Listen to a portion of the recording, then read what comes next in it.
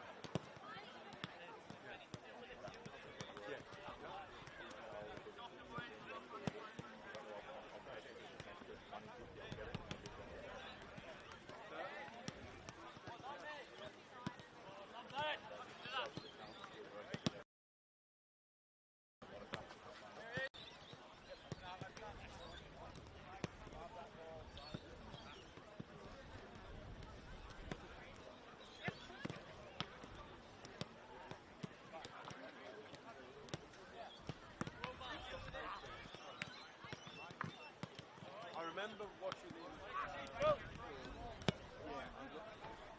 where he looked quite nice. You were there.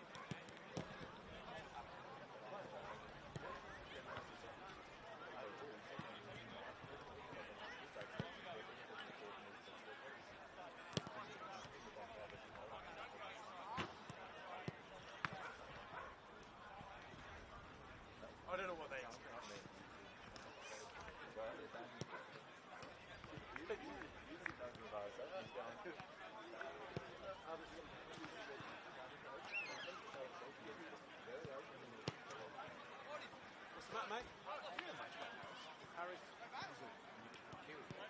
Harris. Right through. Where is it? Harris.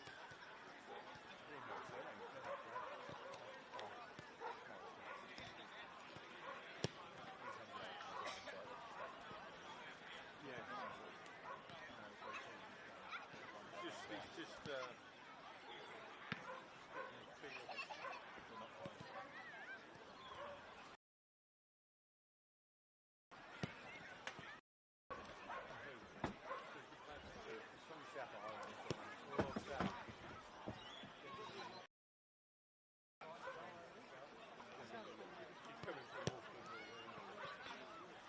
I'll find something else. is he Christchurch United or Kashmir Tech? They're the two teams. They're the two teams.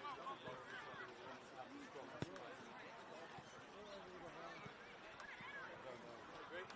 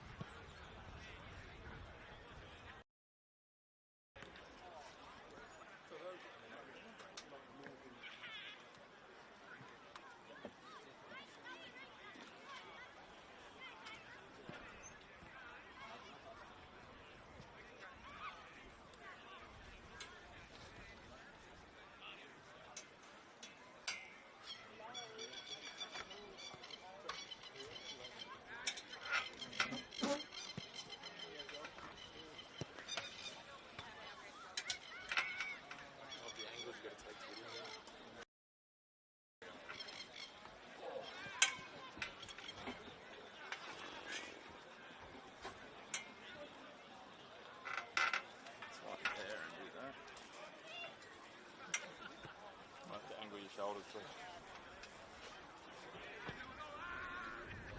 That's the thing, I was going to come up before, and then I was like, I'm not going to come up while you're filming partway through that second half.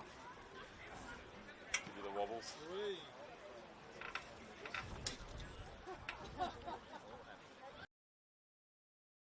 Best and a half for you, mate.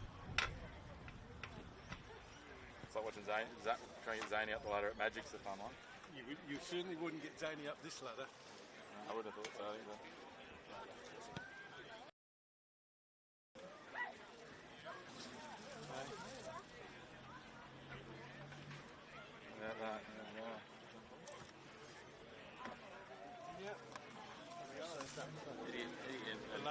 Idiot needs soft balls, that's what I need to do. I reckon I've got some at home.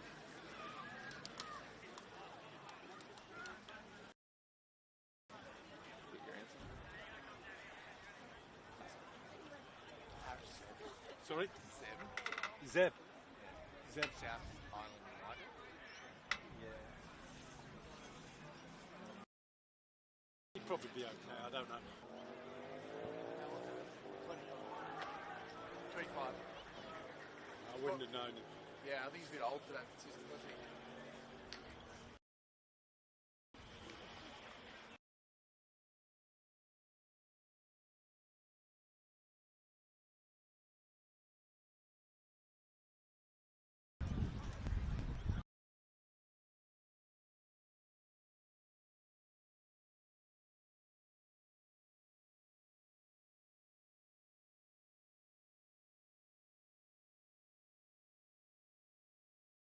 Here, the two leading scorers in the competition up against Lewis Lara Delgado, two stacked sides sitting in the top three. Chris McPherson bringing you all the action on a beautiful Saturday afternoon here in Blacksmith, down at the southern point of Lake Macquarie alongside Brett Angel, Brett, the top sides in the competition. It's a good way to spend your Saturday.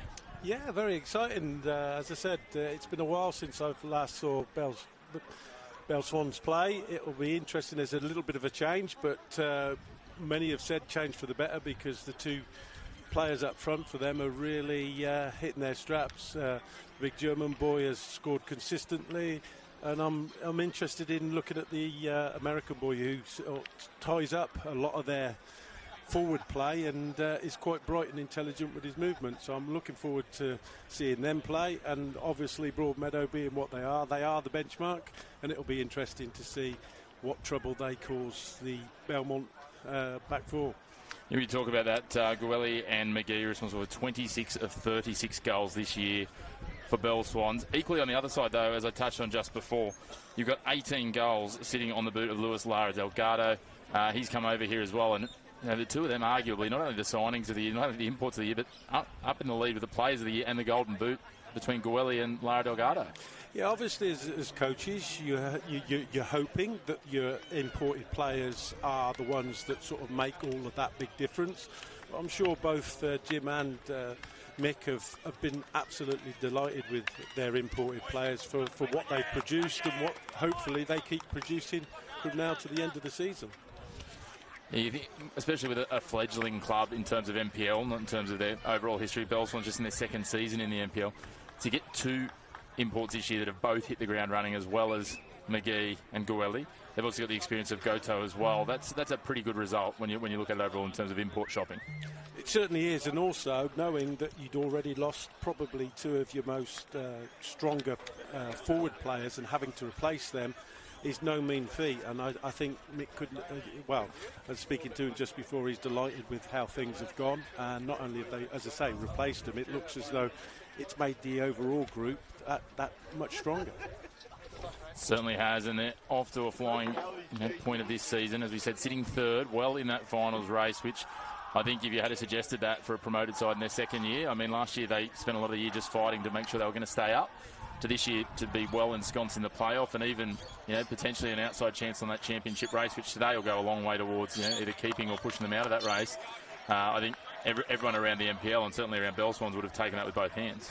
Certainly, I don't think they envisage being in the top four of the league, but being there and seeing it through now, they'll be disappointed if that's the minimum. They want to play playoff football now because they're put themselves in that position. They certainly have. They've been consistent this year. Let's talk about the team list as we get set for kickoff here. Let's start with the Broadmeadow Magic, the starting 11. Daniel Axford's the keeper. Adam Sheridan 2, Ben Diamond in 3 as they push forward here straight away to Lara Delgado. We'll come back to the team list in a moment. Hot shot taken. It's going to soar over the crossbar. Tom Beecham in 4, Will Ingram in 5, Jack Simmons in 8, Luis Lara Delgado up front in 9. The man that just took that shot in 11, Jared Baker. 12 is Jacob Kresner, 20 Jeremy Wilson, and 21 James Kresner. Their bench, 76 Jeremiah Clure is their backup keeper, 10 Bailey Wells in on the bench, 17 Ezra Palambini, 18 Joey Kresner, and 19 Keanu Moore. And they're coached by Jim Kresner. On the other side, as Broadmeadow go forward again, Nate Archibald is the keeper for Bell Swans, coming back after a year off into the fray of the NPL this year, having spent a long period at Charlestown previously. Ian Matthews in 2, Adam Blunden 4, Joe Cable 5, Chris Fayers 6, Andrew McGee 7, that American import we talked about up in the front line. Reece Newton in 8, Dean Pettit in 10, Barney Irvine Rundle in 13, Shogoto in 15, and Marco Guelli in 16, the German striker who leads the league for goals. Their bench, 40 Tyler Bartley, 3 Quinton Phillips Tapsell, 11 Ethan Hall, 12 Tyler Ivers, 14 Cy Goodwin, and 19 Jed Hornery, coached of course by Mick Stafford. Baker now, he plays this centrally. Simmons, they'll switch the ball across to the right. Straight away trying to utilise all the space. They float this dangerously in, but Archibald reads that well, and again, you talk about signings, getting the experience of Nate Archibald between the sticks doesn't hurt either. Someone who's been a fixture, as I said, outside of that year off in top-level football here in northern New South Wales. Yeah, exactly. Obviously, that experience, Mick's now got the ability to utilise him. Sort of still looking at it, they're testing each other out. It's been a little bit of a slow start, but what I have noticed that Broadmeadow have generally got the ball wide and tried to get the ball into the box. At the moment, the last sort of end outcome hasn't been that great, and they've both gone into Nate's arms rather than to a forward that was possibly attacking. And they love to use the space magic as Simmons is here. Played through, misdirected. Pushed away there by the experience of Fayers. Another really experienced pickup for the side. Coming across from Edgeworth this year. Ball driven forward. Cable. Nice header looking for Gwilly. Doesn't get it to him. Now lofted over the top. Chasing through Pettit. Couldn't quite get there, and it's taken by Axford. Dan, great standard, well done. Keep that up.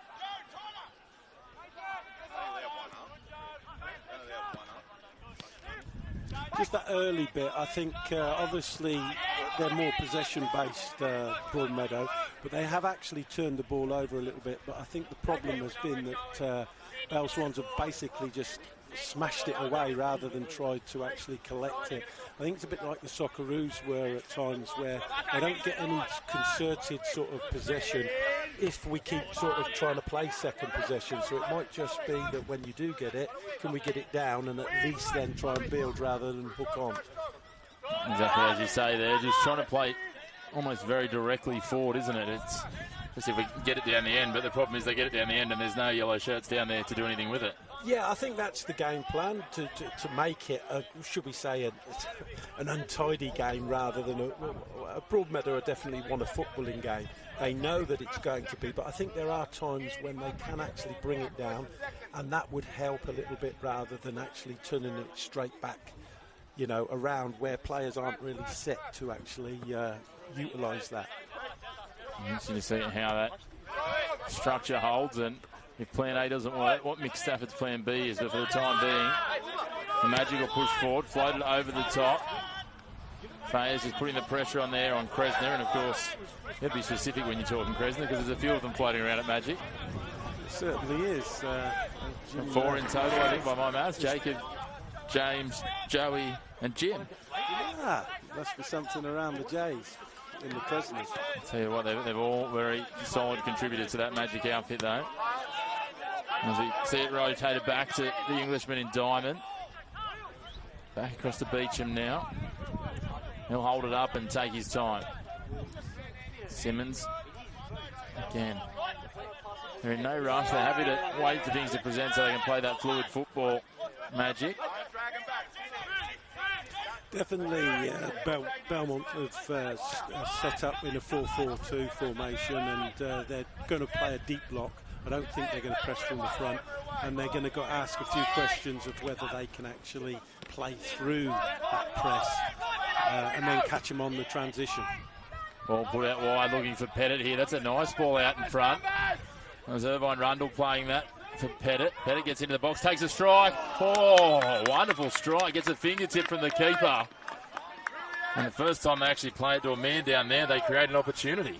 Yeah, great ball over the top. Pettit's got it 1v1. He's only got one thing on his mind. He wants to actually take the player on, whether it's on the outside or the inside. This time he's come inside. Great strike, and the keeper's done well to just tip it over.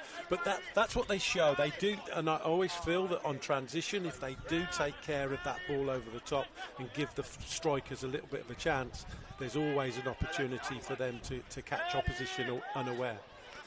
The crowding of the keeper is on here. Everyone clustered on the goal line. You have to think Gwelly with his height. We've seen him from these set pieces. He's so dangerous. He pulls away. They drop it short. Headed on. Headed away from the line now by Beecham. Falls dangerously in the box. Gwelly plays it in. Off target though. He was off balance. Couldn't get much on it. No, as I said, it was a sort of second possession, and they managed to keep it in, and Gwelly tried to use his power. Got himself half a yard, didn't really catch hold of it, and unfortunately for him, put it wide of the goal. But again, it's going to be an interesting sort of situation, I think, from set plays. They definitely look as though they want to put the ball in underneath the goalkeeper and see whether they can deal with that. When you get some big physical presences like the likes of Gwelly in there, sometimes that lottery isn't the worst one to just throw it into the mixer sometimes. No, that's right. If you've got the ammunition, why not? Baker pushing forward into the box. Pulls up, Kresner takes a strike. Winds up and couldn't quite hit the target, James Kresner. Just showing the intent. Both sides happy to chance their hand. Yeah, again, just sort of didn't hit it that cleanly. dropped on the edge of the box, but he'd be a little bit disappointed. He just sort of never really caught hold of it, and it was never going to trouble the goalkeeper. Certainly not. Gwelly pressing hard here. And German will work plenty pushing that press. Can't force the turnover. A little bit of a nudge there from Simmons. Van Rundle. I don't think you could have any complaints about that one. That was a definite foul. Nice to not see the card produced though, as well. No need to jump the gun early in a top 3 battle, and it may get heated later. Remembering that that's well read by accident, and comes out and takes that. Last time these two couldn't be separated when they played at Magic Park, 2-2 earlier in the season, so season bragging rights as well as the 3 points on the line in the reverse fixture here. Archibald calls off his defenders and will take that. A little bit of a change there. They went a little bit longer, and obviously it's not something that I think the Broadmeadow group are accustomed to, and it was just sort of played long and hopeful, but to no one, because no one was really looking for it. So obviously you do need to sometimes change things up a little bit, but certainly on that occasion the forwards and defence weren't really in unison with each other. A bit of tangle there. Magic pushing in behind now, just played into legs. Goal kick. Nice and composed there at the back from the defence. Overall, Chris, I think both teams will be happy with their starts. I don't think either team has actually got hold of the game in any shape or form. They've both had half sort of chances, but with Belmont just being the closer to scoring, whereas Broadmeadow have had opportunities in and around the box, but have never really executed the final shot to drop off the keeper. Yeah, certainly appeals from Bell Swans there for a foul. Gwelly threw himself up there, though. I think might have been the view of the referee, and he was right on the spot. Well worked in to break that up. Gwelly, nice little tap on there, looking for the advancing run of McGee. Fires. Goes into the contest with Baker. Neither of them comes away with the football. And Baker will push through, and he'll be the one to get the last touch before he goes over the sideline, and we'll have a throw in the favour of Bell Swans. And again, we saw the front two combine not quite nicely. Didn't quite see its way through, but really showing his more finesse there with a nice little back heel round the corner to his strike partner. Van Rundle gets it up there. Beecham wins out, but McGee picks up the crumbs, plays it off. Newton plays it wide, and they try and feed it in the box, just out of the reach of Gwelly. And see, as soon as he gets close to that 18-yard box, Broadmeadow very cognizant of the threat that the German poses, and they'll get multiple bodies around him. It's a question of whether that might create some space for the quicker guys outside, the likes of a Cable or a Pettit. That's right. Obviously now he's got a little bit more notoriety of what he's capable of doing, and consequently, generally, he's going to be tightly marked in and around that 18-yard box because of the amount of goals he's able to score in and around those areas. Matthews is going to look to the long throw into the box here again. Maybe that lottery ball. Well, he didn't get quite as much of it as he liked, but over the top of Gwelly, headed back, and Axford takes it calmly and composed. When you've got, obviously, that sort of aerial threat that Gwelly does possess, and somebody that's capable of actually throwing the ball a long distance, why not try that as a form? Because even though it wasn't Gwelly that headed it on, it was actually an opposition defender that actually flicked it onto the goalkeeper. So you never know. There wasn't really many going for that second ball off of the first one that was flicked on for Belmont. Might just be those areas of follow-up, taking the crumbs as working through, fighting. Simmons takes it away from Matthews. Plays it across now, Wilson. Back into starting lineup. Floated wide from Simmons. Just held up a little more. He might have liked that out in front, I think. And bring it back to Simmons. Plenty of time and space on the left here for Ingram. Opposite numbering Cable. Tries to close down the space. Ingram slips in behind. Will feed it into the box. And that would have been magical. Just a deft touch from Lara Delgado. Broadmeadow claiming there was a touch from the keeper before it went across the byline. Referee says otherwise. No, a good little bit of approach play there. They got the ball out one side, didn't quite work, worked it again to the left-hand side. This time they actually got round the back, decent ball in, and as you said, it was centre forward and centre back going. I think actually what they were working for, I think they thought that it came off the centre back and should have been a corner, but obviously the referee saw it differently. Again, just popping that ball forward, hitting and hoping. Into the mix, and Gwelly now will have some time on the ball. No, he'll just watch it and let it go over the sideline and set himself for the long throw again. He's happy to keep on welcoming them in towards his head. Exactly, and it's all set up. Everybody knows it's going to happen, and now it's amazing how much issue this actually does cause.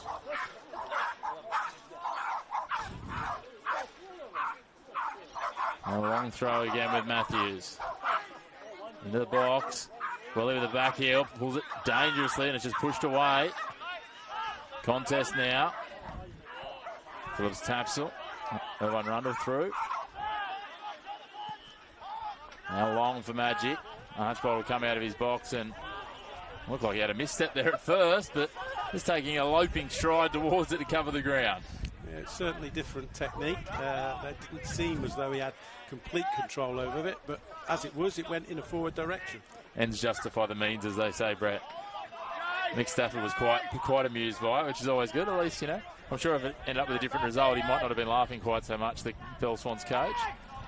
The defence arrives there with Goto to help out. Now they go forward with Newton. He's got time, plays it out to Cable. Simmons just gets a boot in there. Baker now, straight away, putting Simmons on a run. Matthews with a agricultural style of challenge, doesn't quite make contact. It's probably fortunate. They played to the edge of the 18-yard box. Now back to Kresner. Couldn't get contact. Lara Delgado. You won't see him miss the target like that very often from there. That was a great chance. That fell to him very nicely. Got a ricochet off of the Bell Swans fullback, and he was in good time and space. Tried it first time, but didn't really get the accuracy of hitting the target and put it high, wide and answered. But a good chance. I think the Magic bench were already, ready in celebration mode there, because again, Delgado's finished a lot of similar chances this year. He's dangerous from that edge of the 18-yard box. Not to be on this occasion. Again, they got in down the fullback areas, overloading, and worked it back to the midfield. The first shot was blocked, but it did fail to Delgado, and unfortunately, as I said, he never really sort of caught hold of it the way that he wanted to, and lifted his head up, and it went high, wide and answered. Throw goes long again. Matthews with the head and pushes it over the line again. For me, that's probably the best, most cleanest chance that we've had up to now. So they'll be a little bit disappointed that certainly they've not hit the target there, more so than making the goalkeeper work. Certainly opportunity now for Magic to continue to push their numbers forward. Baker just holds it up. Ingram makes a run in behind. He wanted the floated ball. Instead, he'll switch it. Brought down. Wilson making a run. They go back though to Beecham. Beecham across now. Diamond. Baker. Cuts in. Takes on one. Gets past two. Too quick for Newton as well. Into the edge of the 18-yard box. Playing it in behind. Just a touch heavier than he might have liked. And Archbold takes it and quickly gets moving. Anyway, they go here with Goto. Plays it down the line. Deflection. No deflection, says the referee. Just a mistimed pass. Yeah, I don't know whether there was a little bit of a bobble there, just on impact, and he's put it out of play rather than to his teammate. Again, they worked the ball quite nicely, quite slow build-up, but got it there through the thirds, and just looking for that overlapping run from the fullback, but keeper come out, and probably just that little bit of weight was a little bit heavy, which allowed the keeper to come and smother it. Opportunities continuing to present though for Magic. They're getting more of them down there with their fluid play. Now they push down the right-hand side.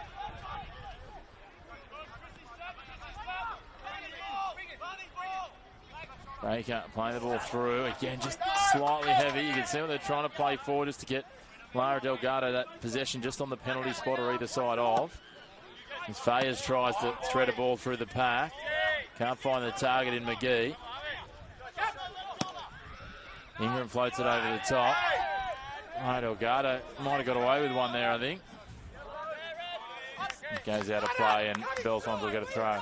Yeah, went a little bit straighter there for Delgado. For me, he's just used, should we say, his body to gain the advantage to go and control it when the centre-back really was favoured to head it. But as I said, I think now Broadmeadow, for me, just have got a little bit more control over the game, and they're dictating the pattern of play. And at the moment, Bell Swans are just sort of chasing a little bit.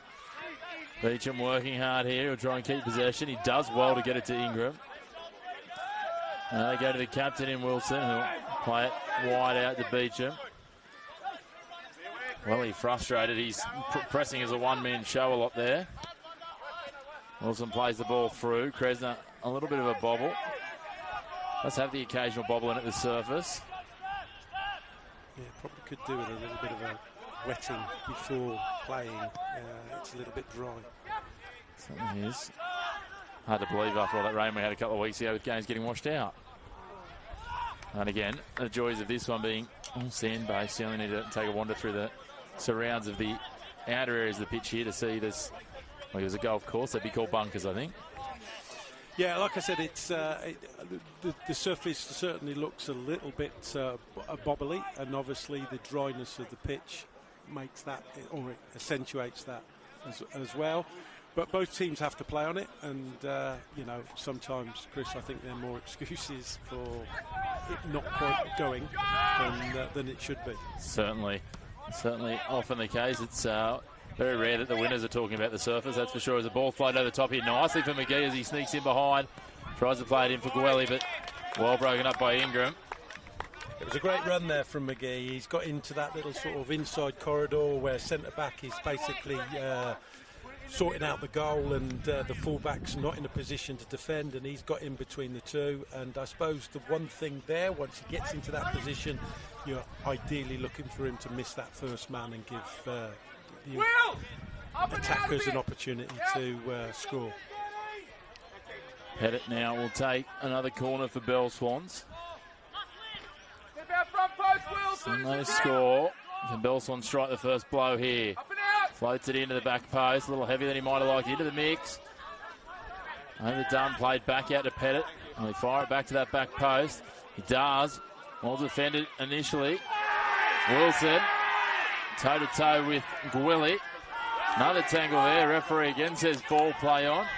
He's letting the boys play.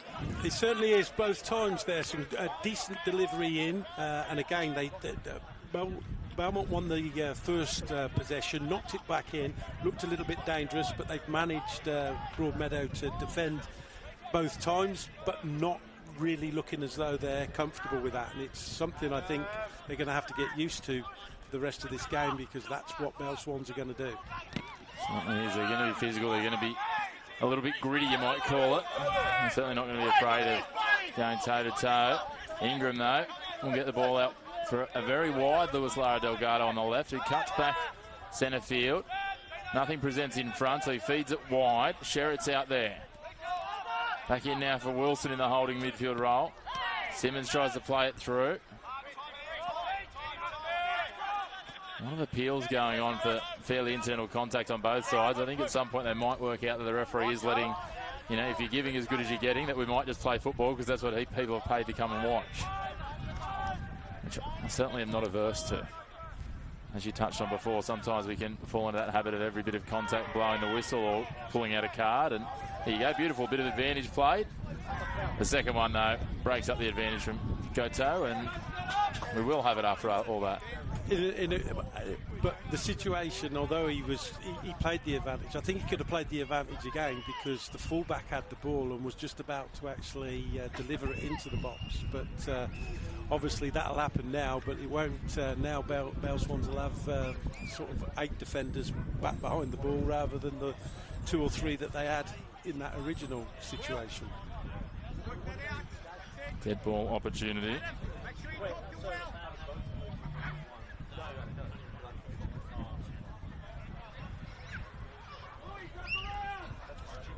One man over the dead ball now. Look to take the strike or curl it in. Any numbers in the box. Beecham trying to break free, goes to ground. Headed on, parried away. That was a nice header from Wilson. Archibald, though, was up to it. Does go over the byline, and we will have a corner here for Broadmeadow. Again, good delivery in. Wilson getting across there. I don't think Archibald was really that troubled with the header, but a well-worked set piece and a decent delivery and a decent header, but goalkeeper equal to it. Now Baker with the right boot from this left corner. Comes into the front post, and it's come off Swans unawares. Again, decent delivery in, whipped in. Delgado's tried to get across and get that first touch, but it ended up hitting, I think, the Belmont defender rather than him knowing much about it. Comes into the front post, pushed away there by Wilson this time. It's going to be picked back up by Baker. He finds it very deep out. Delgado back there. Gotto takes it and knocks it over the line. It'll be a throw. A little bit inconsistent there, Baker. The first one he's hit very sort of low and to the near post, and then he's got a second chance, and that one goes very deep and out to the very deep to the far post. Interesting little battle in game here between the two managers as well. Just chirping backwards and forwards. Neither short of opinion, Jim Kresner or Mick Stafford, which is certainly keeping our fourth official on his toes. Yeah, it gives him something to do. He's enjoying it, both he and the assistant referee on his side having a little smirk at the banter, which is nice. As long as it stays on the right side there, which it usually does at this level. This is played forward now. Gwelly, opportunity. He won't be shy in pushing forwards here. Tries to play it across. Broken up. Cable gets the first boot to it. Beecham put his aim in thrust then. Soars over our head. They got a little bit caught there from that set play because once it was cleared, it was actually 1v1 for sort of half a second there. So I think their rest defence in that situation possibly just needs a little look on, because I suppose it's that focus and recognising that from a defensive point of view, if we don't score, then we're going to be defending. So let's get some bodies back, and they didn't appear to have that many in that situation. Yeah, agreed. It's something, and again, as they push this across, I think they're looking for Cable there. He's just a little deeper than they thought. I think it's one of those ones, if Gwelly can then, as we saw, the three players who were back got all sucked in too, and if he gets that ball away from them, you're going to see Pettit streaking away down that left with time and a lot of space. Yeah, he just couldn't manipulate the ball to actually create that space. But like you said, it was three players coming back rather than, or certainly two players coming back from a midfield position or a deeper supporting the centre-back as it was. We just only had the one defender there until the two came around and supported him. Van Rundle flying above the pack there, headed to it.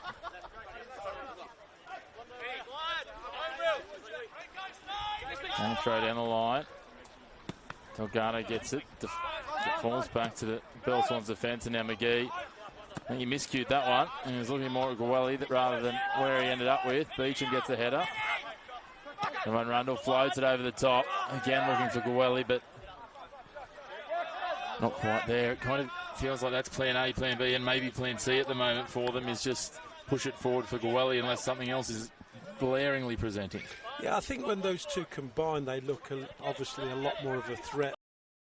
But again, it becomes down in. If you're not giving in a good ball in, it's always a fight ball, and you can never really get good possession. And I suppose at the moment, Bell Swans have never really got good possession in that sort of mid to final third. Certainly plenty for magic, but not quite turning it into the chances that it probably would be fitting of. As Wilson here sees Ingram with plenty of space. One thing with this block, it is quite a tight block, so they've got to really work side to side. Bell Swans and Broadmeadow start moving and using the space. Magic aside, that are adept when they play on some of these bigger surfaces at really using a large portion of the area. They're very patient in their build-up. They'll build it up, they'll go from left to right, right to left, just waiting for that opportunity. Ball in behind here, and here's the opportunity. Lara Delgado, a little miscommunication there. Ingram has to pull it back to Wilson. He tries to play it in. And Matthews gets a toe and just prods it forward, but doesn't clear it. Wilson now wide on the left, drops it back. Diamond on halfway has the opportunity now to distribute. It goes back to Wilson. They try and float it in behind, looking for Krasner. Well defended by Matthews. Wilson shoulders it down. Ingram. Simmons. Simmons takes a strike and it misses everything by some distance. I think that's just a bit of frustration, I suppose, because for me there, the ball's the fullback diagonal trying to get in behind. There is a little bit of space on that right-hand side for Broadmeadow to do that. He decided not to play that ball and then basically tried the big strike from outside the box. But, you know, it was a particularly good strike and it bounced about 3 times before it went out of play. Good challenge there, Gwelly and Beecham. That's a really good running battle. Leading scorer in the competition and one of the key defenders that's been a fixture over recent years. Misdirected pass here, McGee, can they capitalise? Cable floats it into the box, looking for Gwelly, and well read again. Axford just timed his run perfectly and took that in the air. Yeah, it was a great ball in from Cable as well. He's seen that 1v1 with Gwelly, and it was a decent ball in, and again, proactive, the goalkeeper, helping his centre-back there coming out and coming to collect it, because had he left it, it could have been an interesting situation. Certainly could have, I think. Had he left it or had he missed it, it was all of a sudden a real opportunity for Bell Swans. But now all of a sudden we're at the other end with Delgado. Krasner on for Delgado again. Matthews fighting hard for the ball. But they hold on. Simmons. He zigged. His attacker in Baker zagged, and it goes out of play for nothing. Yeah, again, nice little sort of approach play, but it's the final ball in, the final run. Generally not finding the red shirt, and he'll be a little bit disappointed with that going sort of out of play.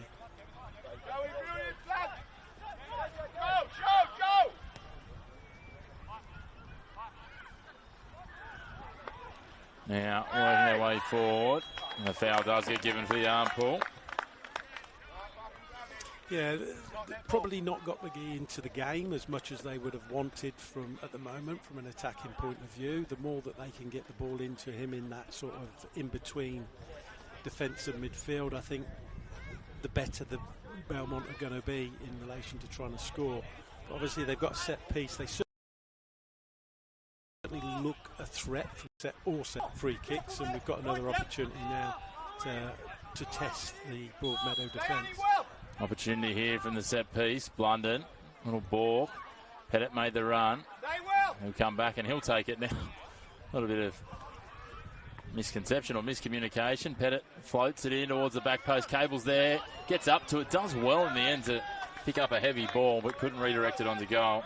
Yeah, he's a threat. I saw him last year, and he was a threat aerially, and it was a great diagonal ball in there, and he's come round the back. It's just possibly just a little bit too heavy, more going out. But I think if that would have been a couple of yards shorter in, I would have fancied him to at least got a header back across goal. Oh, good opportunity though. Starting to create some chances, Bell Swans, when they can get down that end and put some play together. But just around the grounds at the moment, Lambton and Adamstown 1-1 after 78 minutes. That one's coming down to the wire. That's a fairly key one, both in terms of teams chasing playoffs, but Adamstown trying to fight away from the bottom of the ladder. Been some good showings in recent weeks.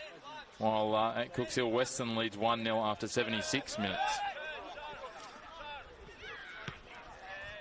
London just drives this forward. Cable's going to sniff about here, and I thought there was a half chance there and just started to chase down to get himself in a position if that ball did pull up at all. But the one thing about this being a dry surface is it runs on pretty quickly.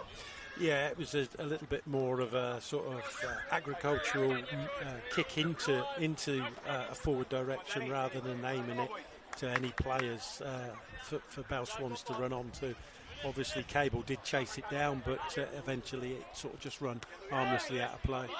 Certainly did. Pettit now, same thing, just first instinct is just to push it forward in almost hope rather than in a strategic manner. And the ball pushed in behind. Fayes has got the head start. Delgado will come across, but Fayes will find the sideline and into the Broadmeadow bench. Ingram will take the throw. And go long, looking for Lewis Lara Delgado, who plays it back to Simmons. And Kresner. Fairly clumsy sort of challenge from Newton. I think though Broadmeadow know that they're going to get that physical contact with Bell Swans in that middle of midfield. I think both players are renowned for that sort of type of play. They're not going to ask too many questions there, and certainly they're not going to allow too much space for Broadmeadow to play with. Certainly not. There's Gwelly now. Nice ball to Pettit. He does have to pull up a step though, which probably compromised him somewhat. He tries to get a ball out for Cable. Ingram does well just to deflect it and slow things down. Matthews. Kresner manages to deflect it and take it away. He was fortunate it pulled up. Now Magic trying to get there. Delgado, strong in contact, one-on-one. Baker now into the box. Advantage. Archibald saves it with his legs and just leaves it for Blunden. He did well there one-on-one. I thought Baker had him on toast, but somehow pulled off the save with the legs, Archibald. Yeah, great play from Delgado to hold it up. Very strong, saw the run of Baker. Baker's got himself in between the defenders, got himself clean through. And to be fair, Archibald stood up. He said, Baker, well, you try and beat me rather than I come and close you down. And he's done enough to sort of put him off. And I suppose the one thing that Baker didn't do was really strike the ball. It wasn't a strong strike that was going to trouble the goalkeeper. But good play. As I said, Delgado there for the first time showed some real good, strong upper body strength to not only retain the ball, but to actually also find the player running in. Certainly. An opportunity again here. They're straight back down there with Sherrod. He's going to play it into the box. It beats everyone. Again, though, they just can't get the power on it. Kresner had time there. I don't think he realised how much time he had. He wanted to hit it first touch. He probably had time to pull it in and then strike it into top bins. Yeah, as you said, he didn't recognise the time. He tried to take it first time, but didn't make good contact. It went straight into the ground and allowed Archibald to actually catch it or save it quite easily. Archibald's come up with a couple of clutch moments here, but certainly been aided by the lack of power. But Ingram pushing forward. He plays it in now. Nice ball for Kresno. Puts it in the box, and Fayer's just pushing it over the byline. Last few minutes, they've just had a little bit more better approach play. It's linked a little bit easier. They've got in round the back, both left and right, and it's just the final ball or the final execution that's lacking at the moment for Broadmeadow. Well, here's a chance for the Magic to take the lead as we tick towards half-time. Simmons leaves it short. Played on. Matthews is there again. He's been clutch a few times today in Matthews. And Ingram, not quite sure what he's looking for there. Just headed it from centre field all the way over the open sideline. Yeah, like you said, I don't know whether it's the German lad that is, getting a little bit, because basically they were sort of one in front, one behind. I couldn't quite really understand as to why, he made the choice to head the ball. Wilson in a collision, stays down. Nothing from the referee at this point. Yeah, he's just sort of hoovered up, come the other side of Pettit, and Pettit's tried to pass the ball through, and maybe he's not paid the ball. He's probably played the back of his leg because it seems to be in a little bit of discomfort there. Certainly is. No treatment required at this point.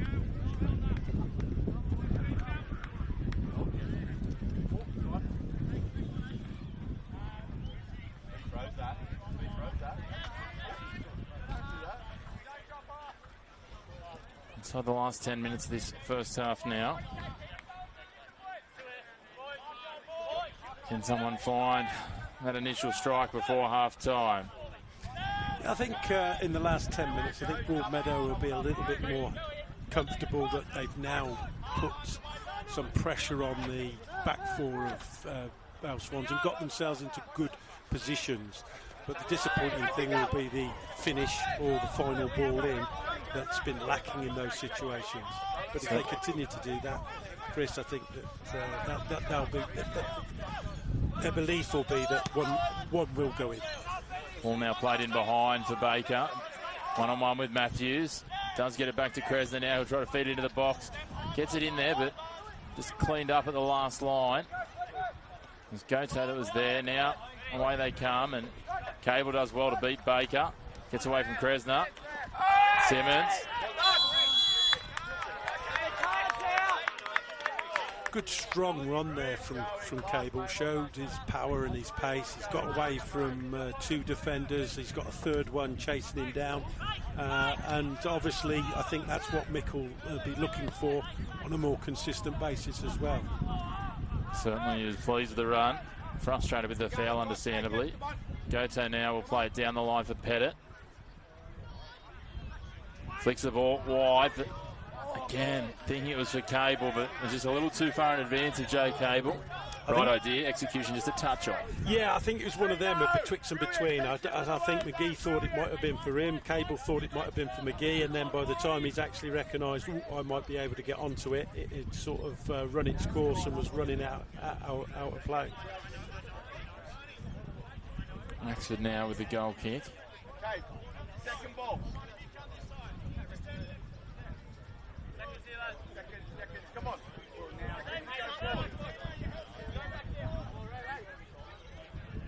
Axford floats it up. Newton and Delgado neither really won out. The ball just kind of spilled the ground off them. Now Simmons putting it in behind. Fayers gets the leg around, does well. Matthews sends it forward, but just picks out a red shirt. There's times that Belmont's using those clearances. It just feels like there's extra magic players out there, but Wilson plays wide now. Sherritt plays it back in, nothing presenting on his right flank, so they come centrally. Baker, Simmons, Ingram making a run, and somehow has beaten a few people and found Ingram. He plays it into the box but finds the side netting. I don't know how it found its way to him there, but I think then a rush of blood, and he didn't really take the time to compose himself and identify that there might be some red jumpers arriving in the 18-yard box. You're right. Actually, it was meant to be for the inside right or inside left player, but it was overhit and ran through to the overlapping. And to be truthful, once he's in that position, again, it's a very disappointing conclusion. Been a few of those so far for the Magic. Matthews now pushing forward. Is it to Guelli? Red jerseys just surrounding him. They head it forward and try and get clear. Good physical challenge there. Irvine Rundle and Baker going toe-to-toe. Shot taken from range. Falls to McGee.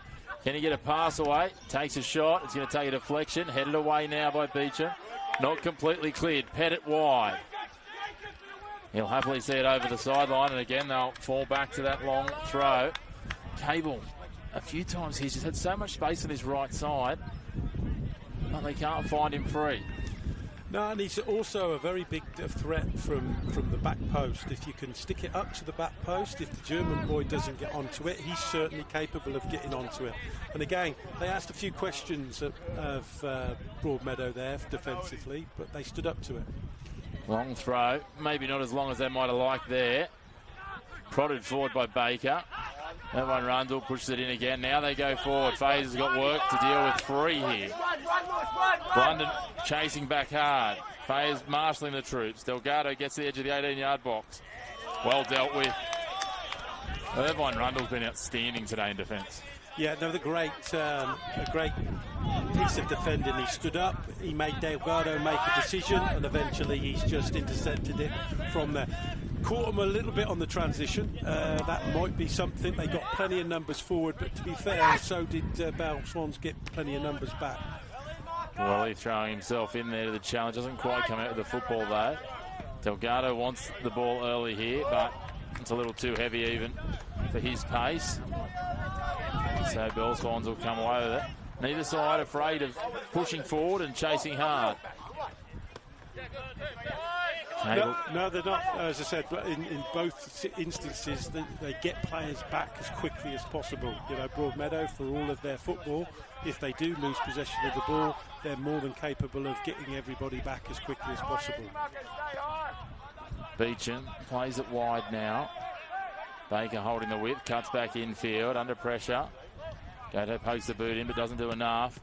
Beecham, that was, I think, fair to say, optimistic from there. Now Cable takes it on the outside, cuts back inside against Beecham. We'll play it for Gwelly now. Pops it down for Pettit. Well controlled by Pettit there. It was an awkward height. Takes a strike, not far away. What about that from range? Good build-up as well. You know, Cables drove inside, played it into Guy. Pettit comes inside Guy, and again, he's hit the two best strikes of the game. They needed a goalkeeper save for the first one. That one's just off target, but for me, if it's on, I think it is the first goal of the game. So certainly he's very dangerous with his ability to strike the ball, Pettit, and he's done that twice to good effect. The time far away, but unfortunately, nothing for getting close.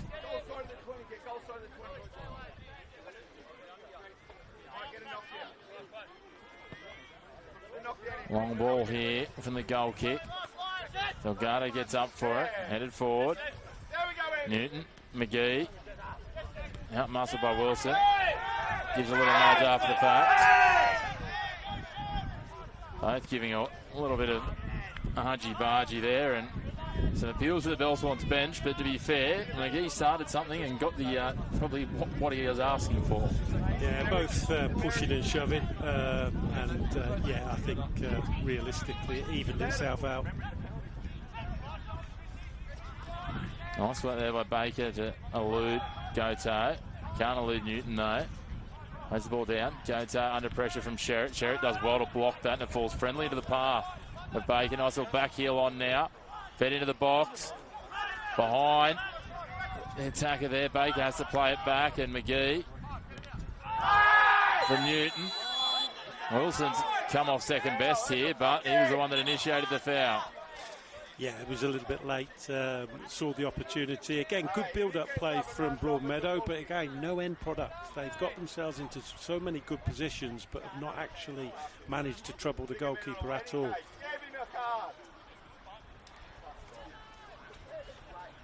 One minute of added time to be played. Broadmeadow have definitely had the best of the possession and more of the opportunities, but I feel even with a couple of those long-range shots and a couple of others where they've just had them around the edge of the box, that Bell Swans are absolutely right in this contest. Yeah, as I said, I think it's been a game where overall Broadmeadow have had the better approach played and have looked a little bit more threatening as a team. But I suppose you could say the best opportunities, or the only time I think that the goalkeeper has really been required, was when Bell Swans Pettit hit that decent strike and the goalkeepers tipped it over. A little bit of a moment there. He nearly had friendly fire taking out Chris Fay as Nate Archibald came out and clipped him. Fortunately, he must have seen him at the last second because he just pulled back on the strike. Otherwise, he might have kicked Chris Fays into next week. You can see the little things that happen when there's a few nervy moments with both sides. We've seen a few little missteps, a few little frustrations starting to play out. Fayers, his clearance is deflected. Kresner pulls it up, swings it wide for Ingham now. Cable will track across and just hold the space. Simmons. Delgado. Simmons pokes it through. Played into the box. Played forward. Cable trying to defend, but gets past him. Baker back through his legs.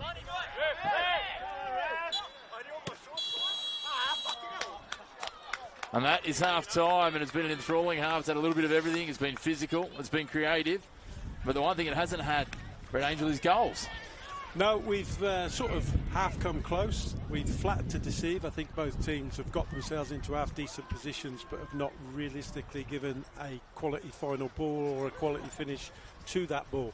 So I suppose, realistically, I think over the 45 minutes that we've just seen, Chris, I think the result as it sits at the moment is probably a fair reflection of where the game sits. Certainly is. Well, we'll take a short break here from Blacksmiths Oval at Northern New South Wales men's match of the round at half-time. Broadmeadow 0, Bell Swans 0 in our Pride round. We'll be back in about 10 minutes with the second half.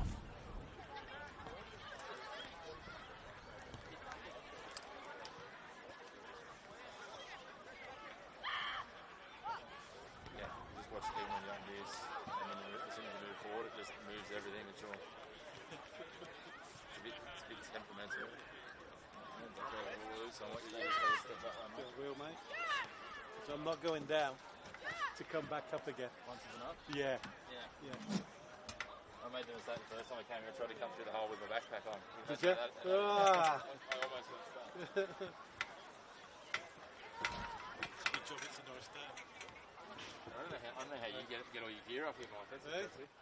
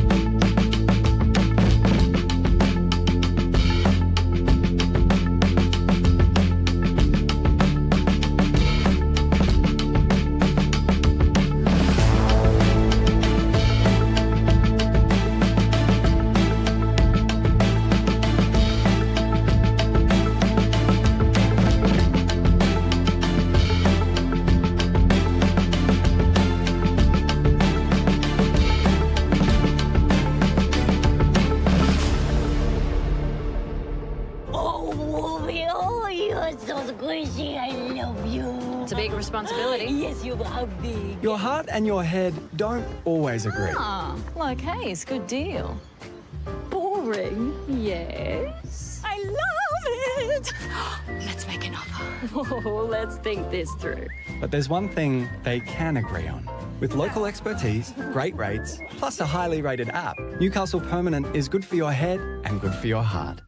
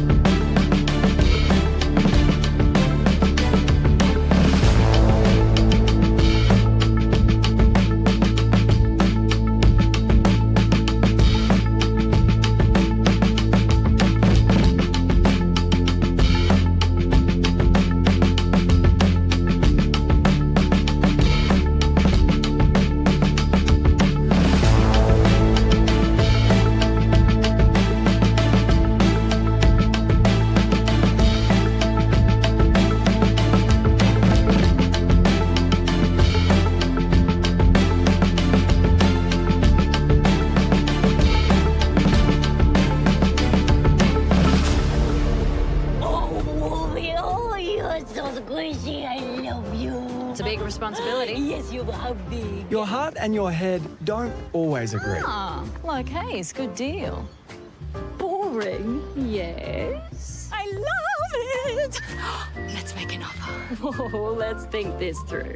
But there's one thing they can agree on. With local expertise, great rates, plus a highly rated app, Newcastle Permanent is good for your head and good for your heart.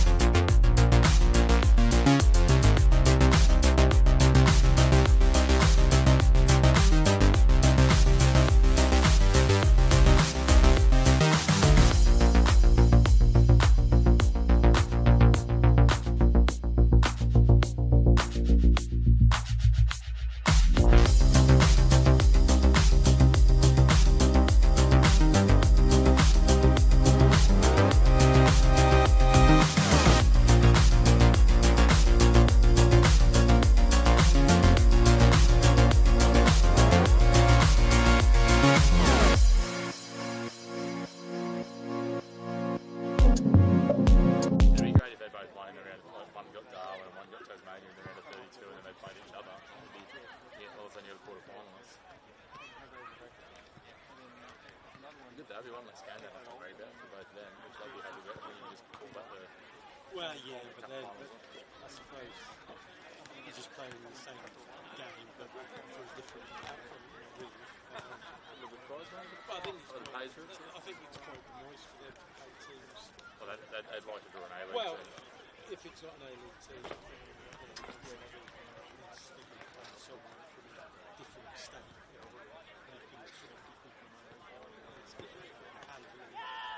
Like I said, I think the Sydney one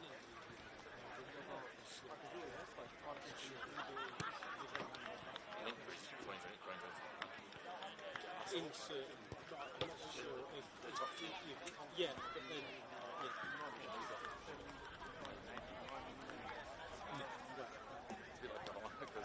Poor players sitting there going, he wouldn't be able to go if they got an away trip because it's pretty hard to say, I'm off sick from school, and then they go, Newcastle, Herald, Glen, Newham, Leeds, go either to Darwin.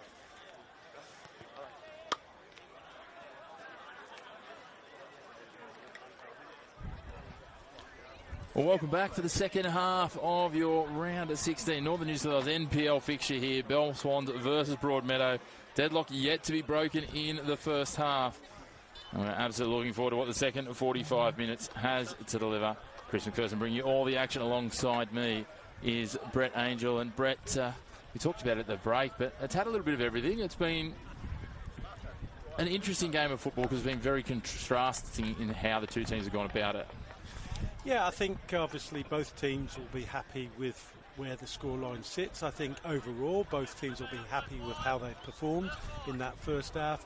Probably Broadmeadow slightly disappointed that they haven't made Nate Archibald work a little bit harder in the goal than they have done.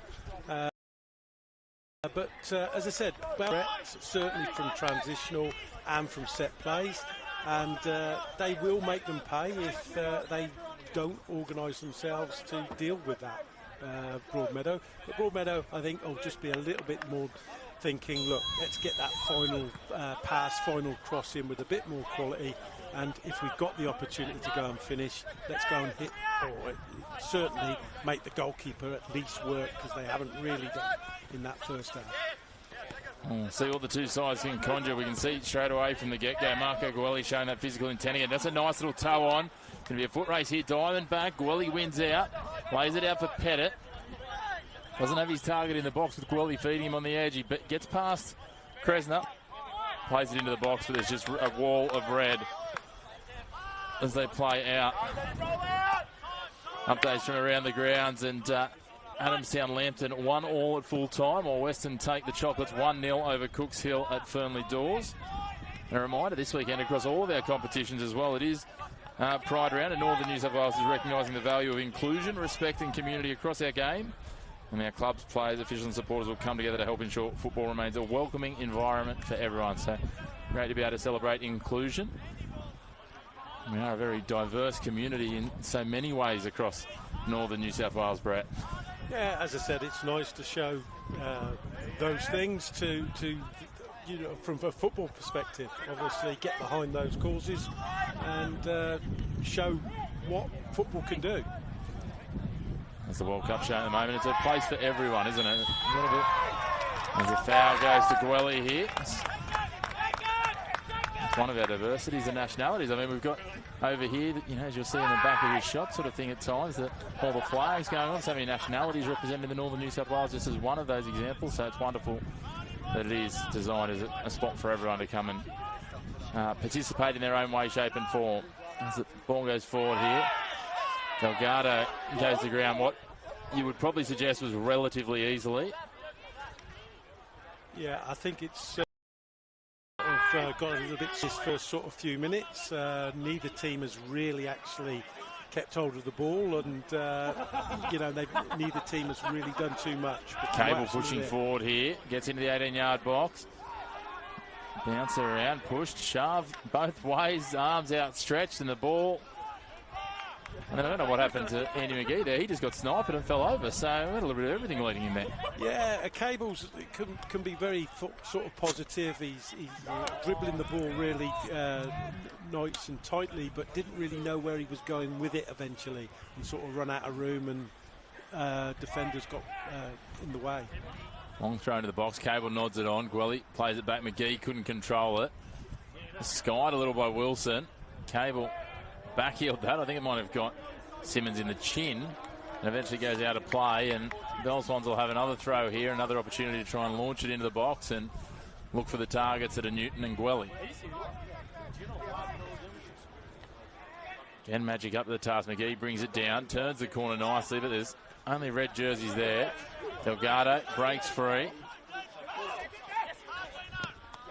Pettit pushing back. Fayers taking it away now. Will flick it up, and Beecham will race out and take that. Irvine Rundle.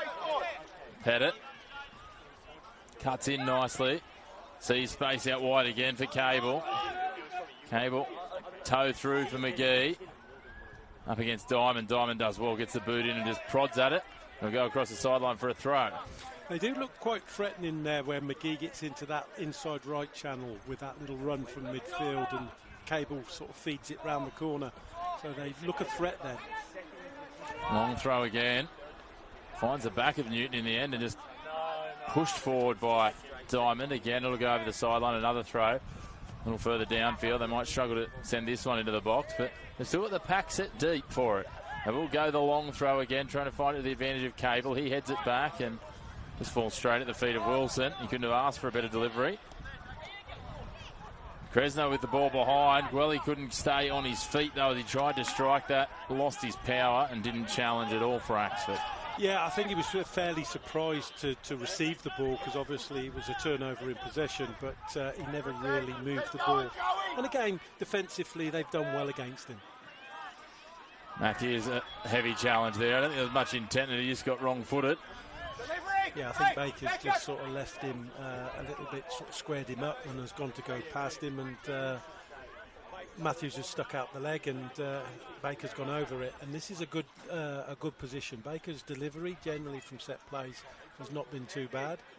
So again, with a little bit of pace on the ball, this could be a dangerous situation for Belmont to defend. Well, Swans pushing back, plenty of numbers here. All bar one player inside the 18-yard box.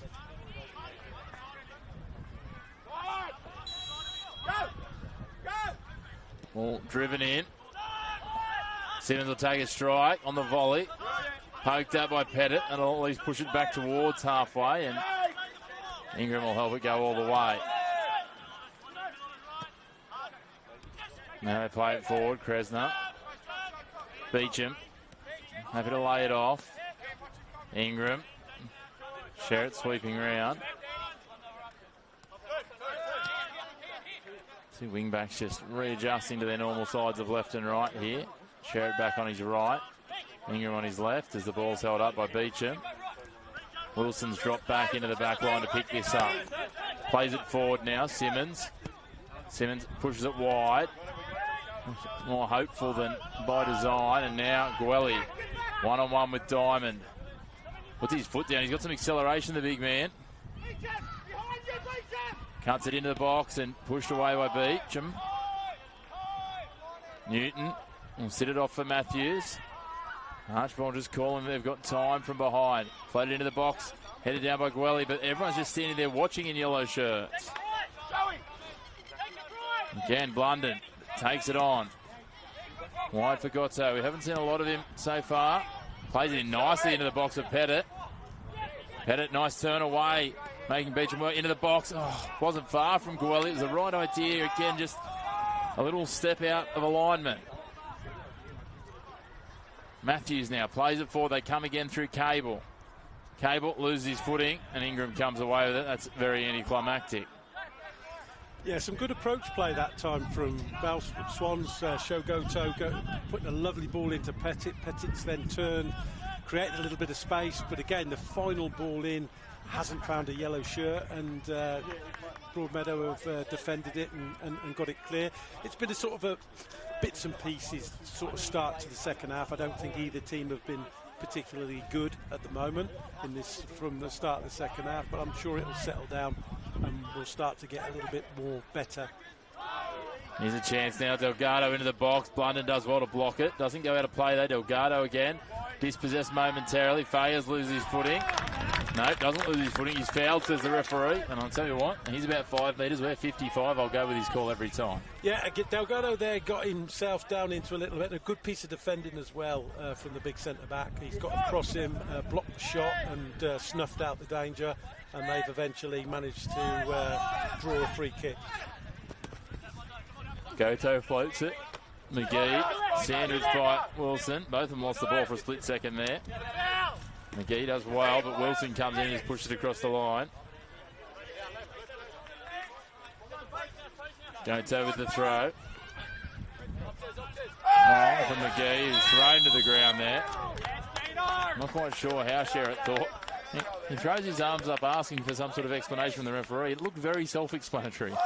Yeah, just pushed him aside to head the ball. But now again, another opportunity to get the ball into the box. And this is something I think Belmont will look for. Quick ball movement here. Pettit plays it into the box. Again, no real yellow jerseys down there. Stop to Missy. Baker does well, clears it long. Turnbull's going to take his time here. Play it out to Blunden.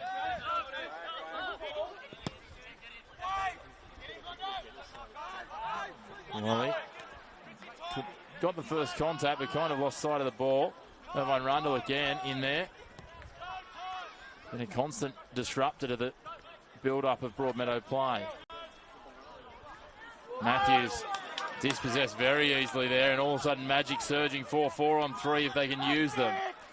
They float into the box. Blunden plays it into the back of Kresner. Nearly handed him the ball in the 6-yard box. Brought down by Cable.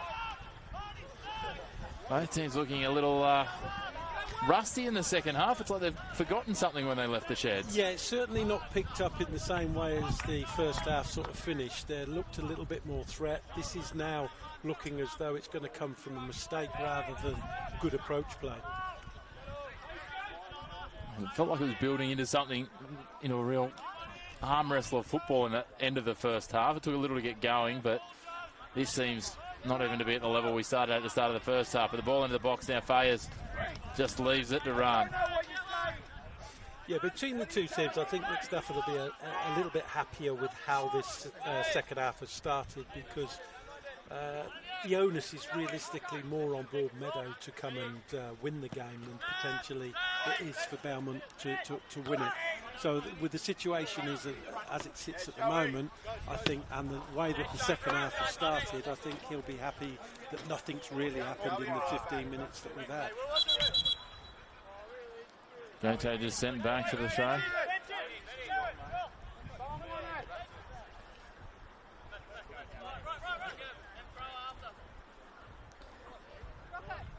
Throw towards the top of the box where McGee is. Gwelly came forward for it, but just aborted his run. Headed back again, and everyone Rundle trying to disrupt.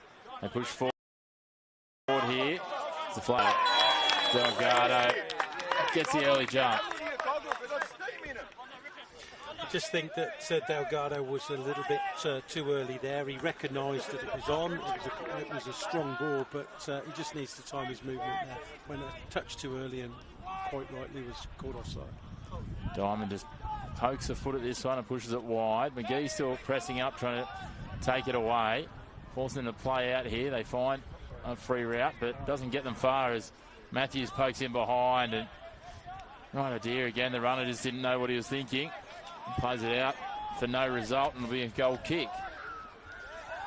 Yeah, as I said, it's a game at the moment that's waiting for somebody to bring it to life, really. Add a little bit more quality to it. Whenever there's been opportunities to get the ball into the box, it's been lacking in quality.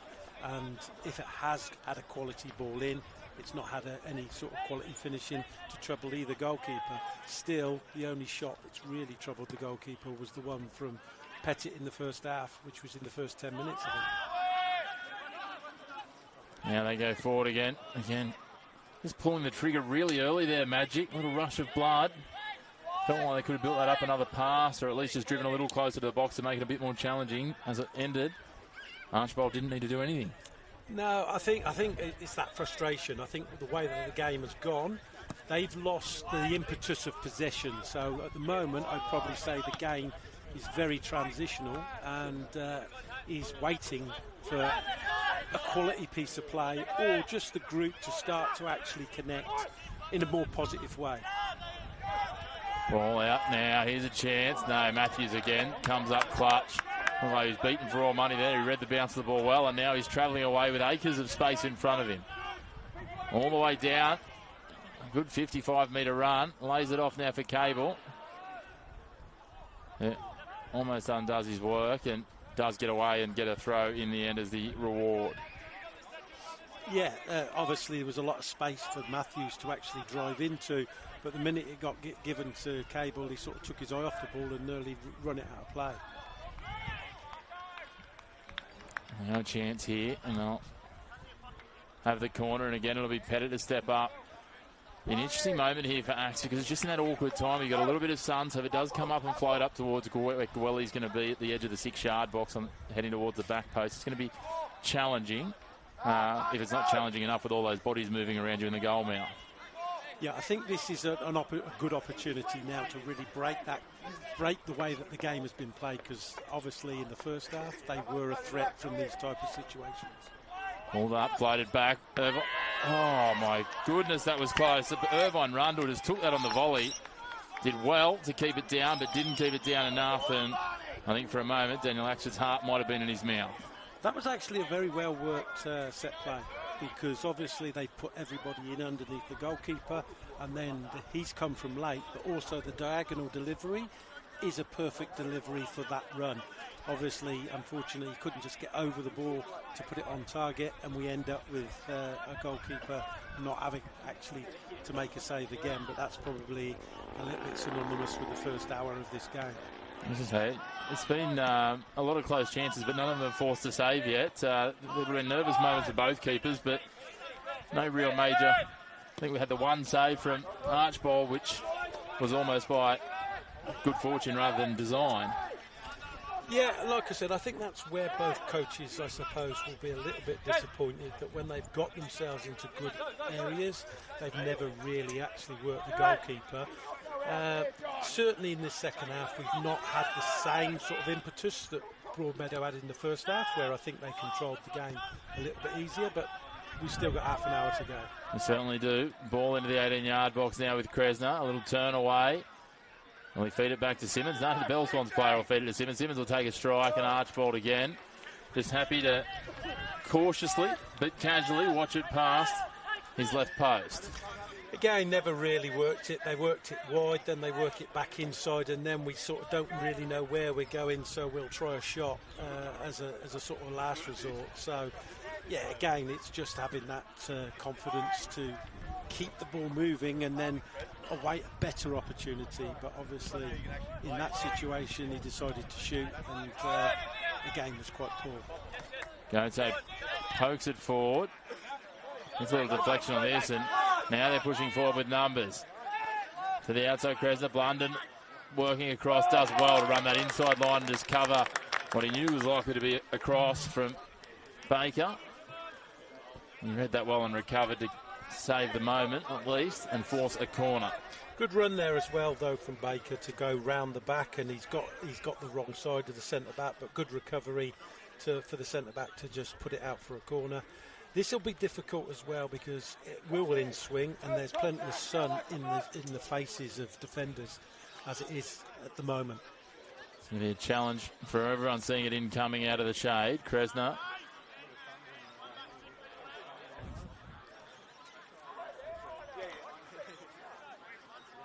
The day that I see one of these players actually take this in the corner marking, I'll be surprised.